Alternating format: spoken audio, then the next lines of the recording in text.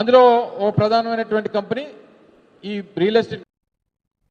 Medical కళాశాలలను ప్రైవేటీకరణ చేయడాన్ని తీవ్రంగా వ్యతిరేకిస్తూ వైఎస్ఆర్ కాంగ్రెస్ పార్టీ కోటి సంతకాల ప్రజా ఉద్యమాన్ని చేపట్టిందని మాజీ డిప్యూటీ సీఎం పుష్పశ్రీ వాణి తెలిపారు.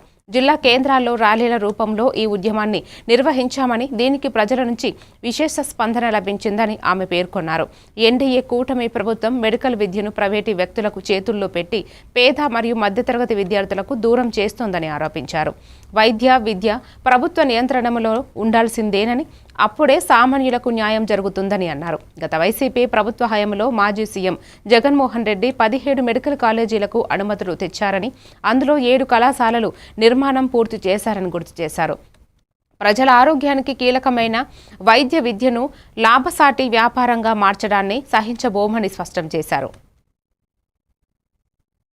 తరగతి వాళ్ళకి కూడా నాణ్యమైన ఉచిత వైద్యం అందించాలి అని చెప్పేసి ఆయన సంకల్పిస్తే, ఈరోజు కూటమి ప్రభుత్వంలో చంద్రబాబు నాయుడు గారు ఈ ప్రభుత్వ వైద్య కళాశాలను ప్రైవేటు పరం చేసి పేద మధ్య తరగతి వర్గాలకి ఈరోజు అన్యాయం చేసేటువంటి పరిస్థితి కనిపిస్తుంది.